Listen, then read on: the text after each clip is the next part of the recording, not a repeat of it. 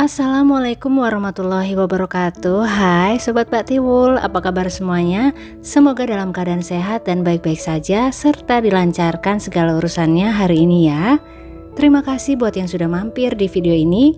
Buat yang suka sama kisah-kisah true crime, boleh klik tombol like dan subscribe-nya, serta nyalakan lonceng notifikasi supaya nggak ketinggalan kisah-kisah true crime dari channel ini. Buat yang sudah, kami ucapkan terima kasih banyak. Sri Handayani adalah seorang ibu muda berusia 36 tahun pada tahun 2020 lalu yang masih memiliki hubungan erat dengan keluarga keraton Kasunanan Surakarta. Dia adalah anak dari salah satu seorang abdi dalam keraton. Sri Handayani atau yang biasa dipanggil Handa telah cukup lama menikah dengan suaminya yang bernama Suranto alias Suranto Gareng yang berusia 7 tahun lebih tua darinya. Dari pernikahan tersebut, Handa dan suami dikaruniai 2 orang putra, yang sulung berusia 10 tahun kelas 5 SD dan yang bungsu masih berusia 5 tahun bersekolah di TK.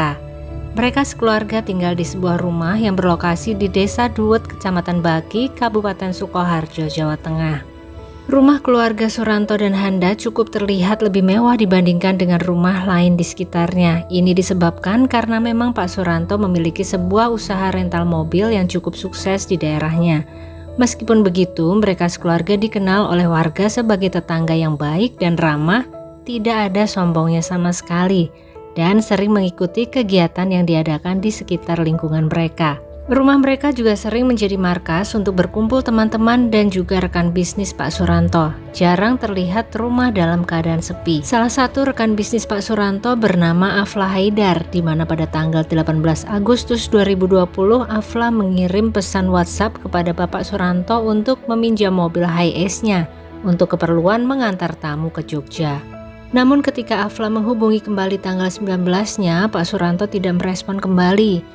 Afla pun menjadi bingung karena sudah terlanjur janji kepada customernya untuk mengantar ke Jogja dengan menggunakan Hiace. Tanggal 20-nya Pak Suranto juga masih belum ada kabar. Afla kemudian memerintahkan kepada anak buahnya untuk pergi ke rumah Pak Suranto. Sesampainya di sana, anak buah tersebut melihat bahwa rumah Pak Suranto dalam keadaan sepi. Tidak tampak mobil Pak Suranto di garasinya, hanya sebuah sepeda motor yang terlihat. Anak buah itu pun kembali dan melaporkan kondisi yang terlihat kepada Pak Afla. Kemana Pak Suranto pergi ya? Tidak seperti biasanya beliau menghilang tanpa kabar seperti ini.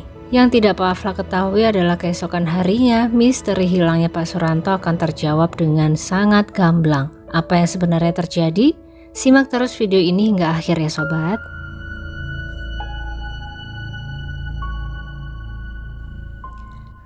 Tanggal 16 Agustus 2020 atau sehari sebelum peringatan Hari Kemerdekaan Republik Indonesia ke-75 tahun, Pak Suranto dan keluarga tengah berbahagia karena pada hari itu mereka merayakan ulang tahun ibu negara mereka yaitu Bu Sri Handayani, dan pada perayaan kali ini mereka sekeluarga merayakannya di kawasan wisata pemancingan Janti, Klaten, Jawa Tengah. Momen tersebut menjadi momen tak terlupakan bagi keluarga mereka, dan berharap untuk dapat merayakannya kembali di tahun-tahun berikutnya lagi. 2 hari setelahnya, berarti di tanggal 18 Agustus ya sobat, Pak Suranto sedang menjamu teman-temannya di rumahnya. Hal ini sudah biasa mereka lakukan. Berbagai topik pun menjadi bahan pembicaraan mereka termasuk bisnis. Pak Suranto sering menyewakan armada rentalnya kepada teman-temannya, termasuk salah satunya bernama Henry Tariatmo. Henry Tariatmo bukanlah orang asing bagi keluarga Pak Suranto. Dia adalah teman Pak Suranto sejak menimba ilmu di sebuah SMK dulu. Sampai sekarang hubungan pertemanan bertambah menjadi hubungan bisnis. Pak Suranto mempercayakan sebuah armadanya kepada Henry untuk dijalankan sebagai mobil ojek online. Selain hubungan bisnis, ternyata Pak Suranto juga menjadi tetangga dari ibu kandung Pak Henry. Sedekat itulah hubungan mereka sobat. Henry juga merupakan salah satu teman yang sering ikut ngumpul bareng di rumah Pak Suranto. Dia juga menjadi dekat dengan Ibu Handa dan juga kedua anak Pak Suranto. Sudah seperti keluarga sendiri guys. Pada tanggal 18 Agustus tersebut, Henry sedang bekerja sebagai driver mobil ojek online menggunakan armada mobil milik Pak Suranto. Saat itu kondisi pikiran Henry sedang bingung memikirkan hutangnya yang terus-menerus ditagih oleh debt collector. Ya, Henry terlibat pinjol. Total hutangnya saat itu mencapai 60 juta rupiah. Namun Henry bingung bagaimana cara untuk melunasinya. Terlebih di tahun itu ada pandemi virus COVID yang membuat banyak sektor melemah. Kalau kita ingat saat itu memang berat sekali ya sobat. Hingga akhirnya dini hari masuk di tanggal 19 Agustus pukul 1 pagi, Henry baru mengembalikan mobilnya ke rumah Pak Suranto. Kondisi rumah saat itu sudah sunyi. Dia memarkirkan mobilnya di garasi dan kemudian mengetuk pintu memanggil Pak Suranto dan Ibu Handa. Tidak lama kemudian ternyata Ibu Handa membukakan pintu rumah. Henry memberikan kunci mobil ke Ibu Handa dan berkata mau menyetorkan hasil ngojek online hari itu. Bu Handa pun mempersilahkan Henry untuk duduk di ruang tamu. Saat itu sambil menahan kantuk, Bu Handa juga masih sempat memperhatikan Henry. Dia bertanya kepada Henry, "Kamu mau pulang naik apa nanti?" Dijawab oleh Henry bahwa dia mau memesan ojek online saja, tapi belum ada yang nyangkut orderannya.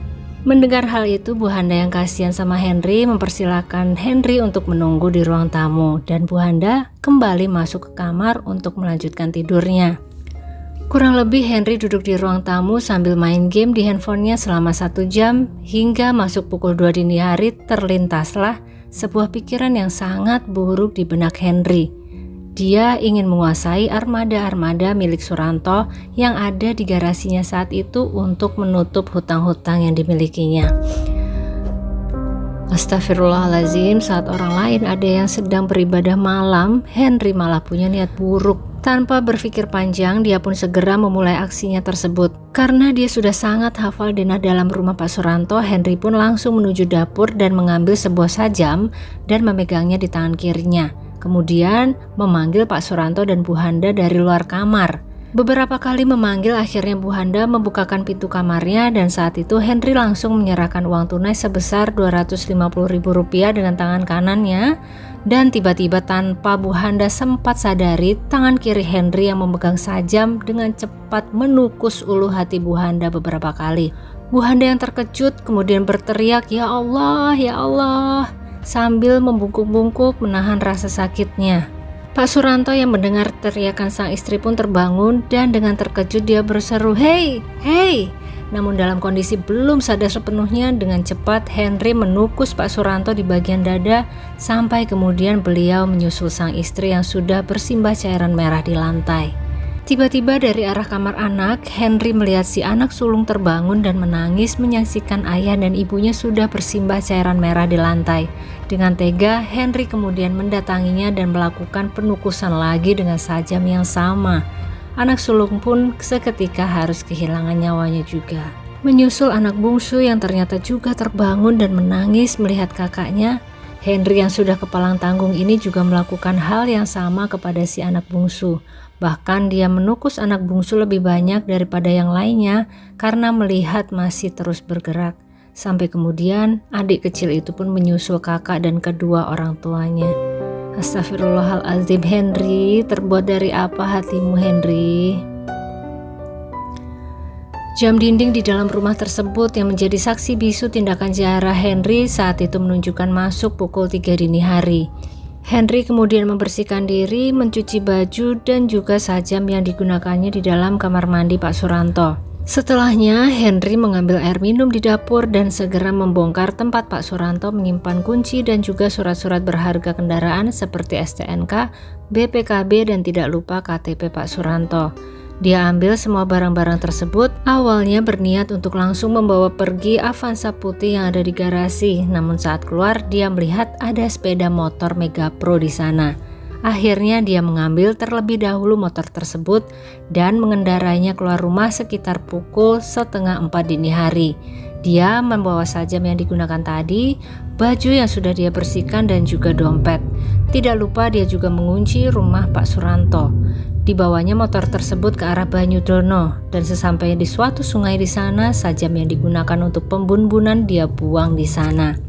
Kemudian dia melanjutkan perjalanan ke arah Kartosuro, tepatnya menuju ke sebuah tempat penitipan kendaraan untuk menitipkan motor Mega Pro yang diambilnya tadi.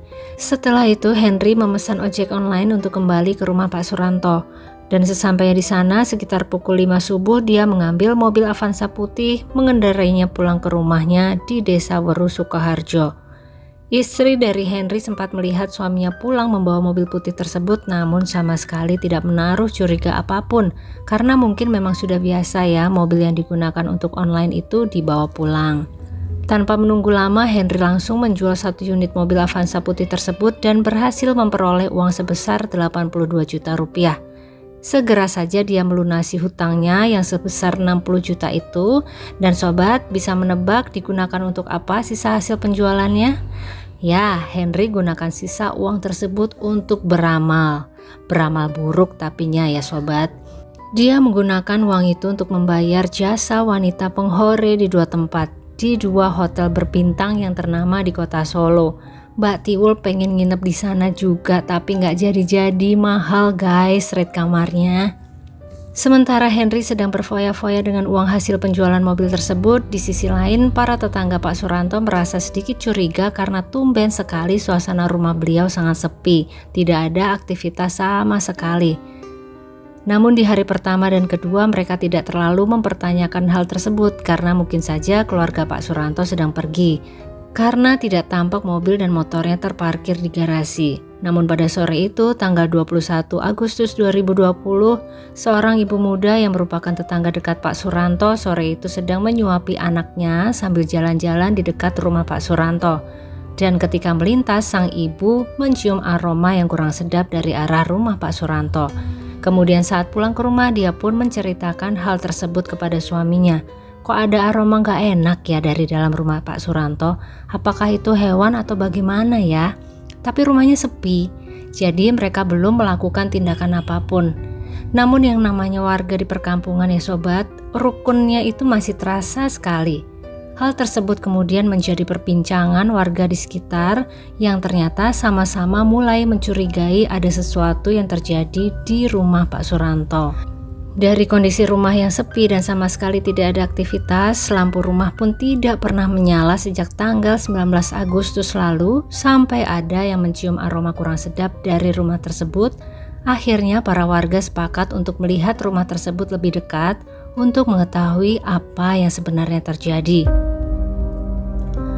Malam itu warga masuk ke dalam teras rumah karena pagar dalam kondisi tidak terkunci ya.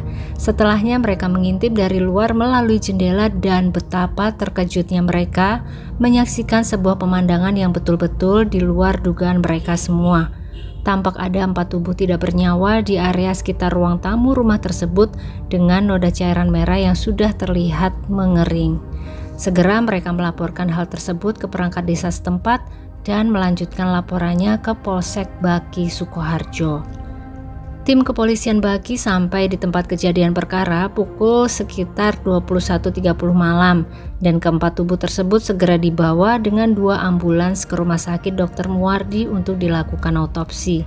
Polisi juga segera melakukan investigasi di rumah tersebut dengan cepat, mengumpulkan bukti-bukti dan 6 orang saksi hingga jam 1 dini hari memasuki tanggal 22 Agustus 2020 penyelidikan berhasil diselesaikan dan diperoleh sebuah nama yang sangat mereka curigai menjadi pelaku pembunuhan satu keluarga ini. 3 jam kemudian atau di pukul 4 dini hari tim kepolisian segera menuju ke arah Desa Weru Kecamatan Baki Sukoharjo, tepatnya ke sebuah rumah yang dihuni oleh Henry Taryatmo. Saat akan diringkus, Henry sempat akan melarikan diri, namun dengan cepat tim kepolisian menghadiahkan timah panas ke kedua kakinya. Tertangkaplah Henry Taryatmo. Dia pun segera dibawa ke kantor kepolisian untuk diinterogasi. Atas tindakannya tersebut, Henry dijerat dengan pasal 365 Jungto 338 dan atau 340 KUHP dengan hukuman pidana maksimal penjara seumur hidup. 1 minggu kemudian atau tanggal 27 Agustus 2020 diselenggarakanlah reka ulang kejadian dan Henry datang dalam kondisi kedua kaki diperban karena hadiah timah panas dari kepolisian sedang duduk di kursi roda. Terdapat 51 adegan dalam rekonstruksi tersebut, dihadiri pula oleh pihak keluarga dari Pak Suranto dan juga Ibu Handa. Selanjutnya sidang untuk menentukan hukuman bagi tersangka pun digelar dan puncaknya adalah sidang putusan vonis yang dilakukan secara virtual karena masih dalam situasi pandemi kala itu. Tepatnya pada tanggal 15 Februari 2021, Majelis Hakim Pengadilan Negeri Sukoharjo yang diketuai oleh Hakim Bukhori Tampu Bolon dan 2 hakim anggota menjatuhkan vonis hukuman metong kepada Henry Taryatmo. Pihak keluarga korban pun bisa bernafas lega karena keadilan bagi saudara mereka akhirnya dapat ditegakkan. Rumah Pak Suranto dan Ibu Handa yang biasanya ramai dengan tamu-tamu yang datang akhirnya kini tampak sepi. Beberapa dari tetangga pun masih trauma dengan kejadian yang menimpa keluarga Pak Suranto. Keluarga kecil yang dikenal baik, ringan tangan dan ramah kepada warga, kini sudah pergi meninggalkan mereka semua. Kita ikut doakan ya sobat, semoga Pak Suranto, Ibu Handa serta kedua putra mereka sudah dapat beristirahat dengan tenang di sana, diampuni segala dosa, diterima semua amal ibadah, dan semua keluarga yang ditinggalkan diberi ketabahan serta kekuatan luar biasa. Amin. Bagaimana menurut pendapat sobat semua mengenai kasus ini? Apa pelajaran yang bisa kita ambil dari sini? Tulis pendapat sobat semua di kolom komentar ya. Selalu berhati-hati dan tidak lupa berdoa meminta perlindungan kepada Tuhan Yang Maha Esa dimanapun dan kapanpun kita berada ya sobat. Tetaplah waspada. Demikian kisah kita kali ini. Terima kasih untuk yang sudah menonton hingga akhir. Jangan lupa like-nya kalau suka sama video ini. Sampai ketemu lagi di kisah-kisah selanjutnya dan selamat beraktivitas kembali. Wassalamualaikum warahmatullahi wabarakatuh.